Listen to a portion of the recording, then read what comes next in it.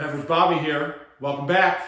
So over the last couple of days, a ton of interesting news coming out of the beverage industry related to wineries, champagne houses, non-alcoholics, hydration drinks. Instead of highlighting one topic, I wanted to bring you a handful of different interesting things that I hope you find interesting because they're interesting to me and they actually affect consumers in some regard. The biggest thing is how wine and beer actually influences your health. We'll get to that in a few minutes, but I'm going to comb through a couple really big trending articles and see what your thoughts are. Mention them in the comments. Hit that subscribe button and let's dive right in.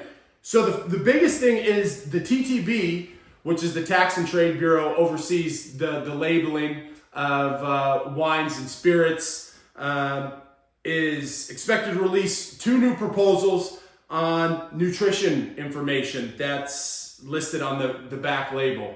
And obviously, for how long it's been that wineries, distilleries, breweries have gone without having that nutritional information on there. Do you find it that that's something that you'd want to see? Are you really concerned about the amount of calories you're consuming when you're enjoying that glass of wine? Maybe you are. So this might aid in your favor and it might be of interest. But the second part is adding ingredient labeling on the back of alcohol labels. I think that's good. The more information, the better, and you want to see if there's any additives or what potential flavors are added in. But at the same time, it kind of starts removing the elegance from the wine side of things. It's most wines have a beautiful back label with a description either of the estate or of the property of the vineyard, and kind of supplementing that with the nutrition label, I think removes a little bit of that. But at the same time, people are becoming more allergic to certain things. Maybe it's sulfites, maybe it's something that in a certain flavor that's in a liqueur or an additive to give it a certain color. Who knows? I think it would be interesting if the TTB rules in that direction that needs to happen. It is definitely going to add additional costs to manufacturing to gather that information.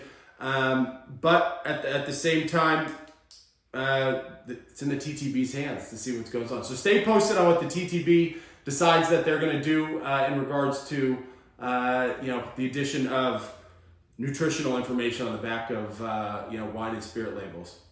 The next thing which is obviously was trending really big back during the pandemic, is NFTs. And WineChain, which is the NFT marketplace for wineries and whatnot, just had a new addition to their platform, which is the incredible Champagne House Roederer Estate. And so they launched a couple NFTs that are now on WineChain. I'm going to check it out. This is the first time that I'm familiarizing myself with WineChain because there hasn't been that much press around it. But at the same time, we've all seen NFTs skyrocket in value, dive in value. I guess it's all in the eye of the beholder. But check it out. Obviously, with Roederer Estate being such a prestigious champagne house, it would be cool to have something eclectic and unique and one of a kind from them. If NFTs are a asset in your portfolio of collections for whatever reason. But definitely check out WineChain. Should be cool. I'll report back on that if there's any additional information about what the cost is and what cool NFTs Roederer Estate has on there.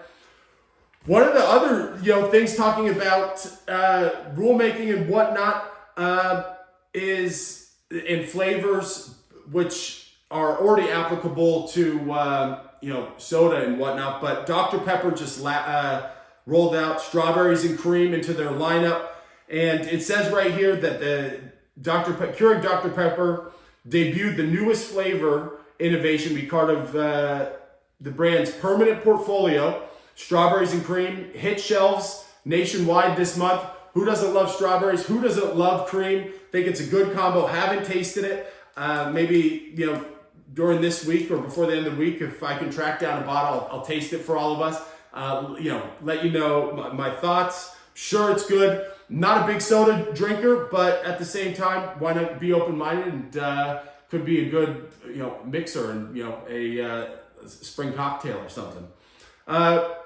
23 flavors of Dr. Pepper swirled with layers of refreshing strawberry flavor and smooth, creamy finish. I don't know how I feel about a creamy finish in something that's supposed to be refreshing and thirst quenching, but we'll see. Sounds good. Everybody loves strawberries and cream. Keep your eye out for it. And that's the new Dr. Pepper strawberries and cream that's added to their lineup. Next thing is, we've got the Super Bowl coming up, and I think everybody's noticed, for decades now that the majority of alcohol sponsorships are for major beer brands. So, Miller, Coors, Budweiser, etc. But we've seen more and more wine and spirits brands actually incorporate themselves in terms of sponsorships, whether it's, seeing Apothic from Gallo on FX, as well as Remy Martin in a handful of other, collaborations and sponsorships. But one of the big things here is that Remy Martin's debuting the first Super Bowl ad tease featuring Serena Williams, and this is Remy Martin, and it's Remy Martin Cognac, is making its first time appearance at the Super Bowl and for a Super Bowl ad, which I think is cool. I think obviously giving no light to that market for the wine and spirits industry is probably not beneficial, to everybody, but increasing that exposure for a great brand like Remy Martin, I think is going to bring a lot of attention. Having an awesome athlete like Serena Williams be part of that endeavor for their first Super Bowl ad debut should be killer. Keep our eye out for it. Vita Coco, who doesn't love coconut water? Refreshing, tasteful, it takes you back to the Hawaiian Islands. One of the cool collaborations here is Vita Coco Spiked with Captain Morgan. It's a Vita Coco and Captain Morgan announced joining forces to deliver a tropical tasting RTD, which is a ready to drink canned cocktail. And I can tell you during the summer months that's probably going to be a good go-to, on the beach, by the pool, by the lake. Keep your eye out for that. I think that's a perfect combination, spiced rum with coconut water, and as well as both names being really significant in both of their categories. I think that is definitely a good collaboration between those two brands to bring something like that to the market. I'll get my hand on one of those. Haven't sought it out until I read the article, but can't wait to see it on the shelves. I'm sure it's going to be just a huge success with how we've seen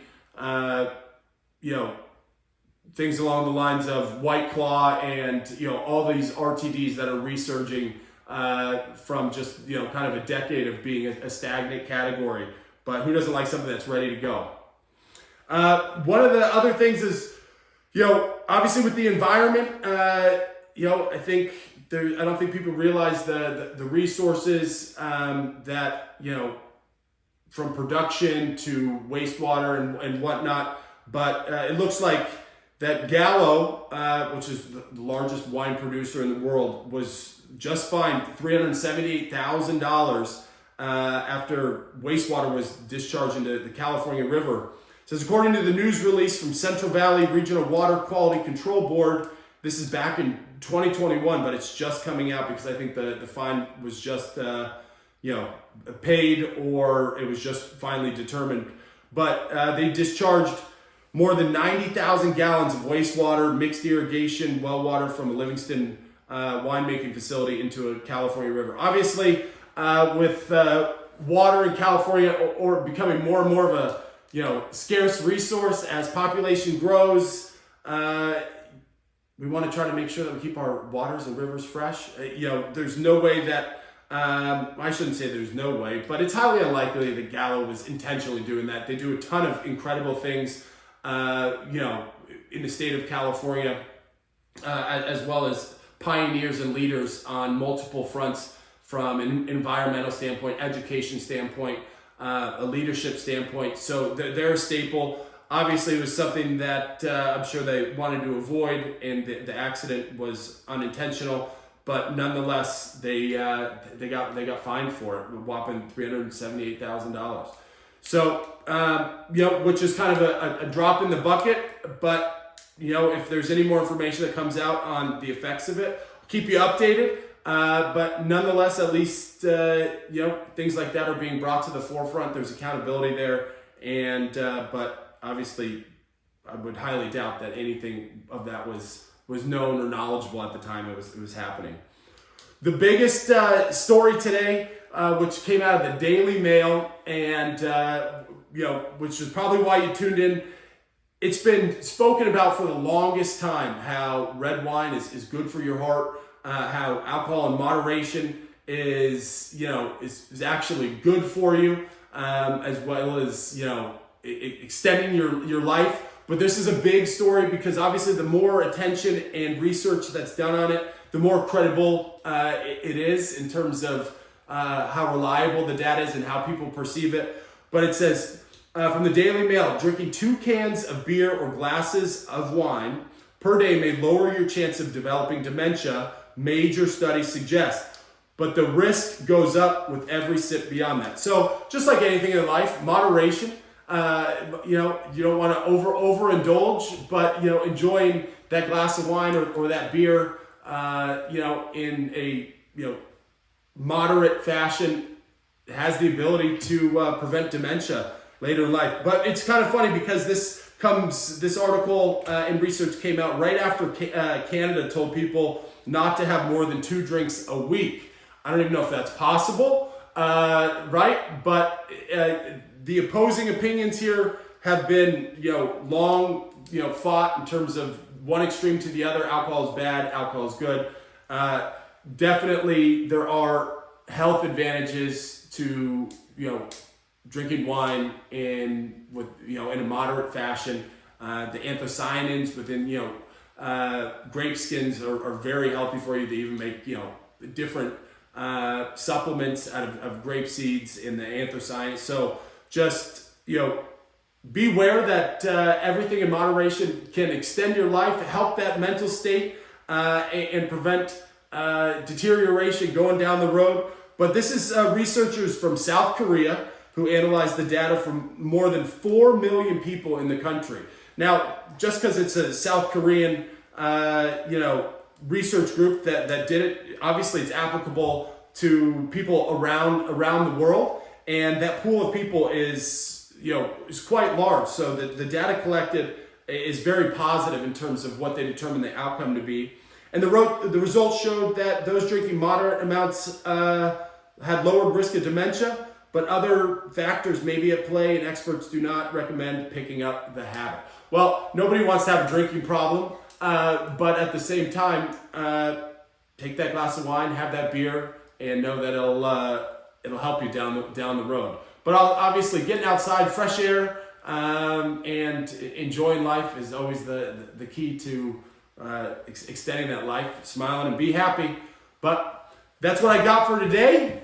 Keep you updated on any of the latest news releases or anything along the lines from TTB rulemaking to tasting the new strawberries and cream Dr Pepper that just is being released. So Bobby Beverage.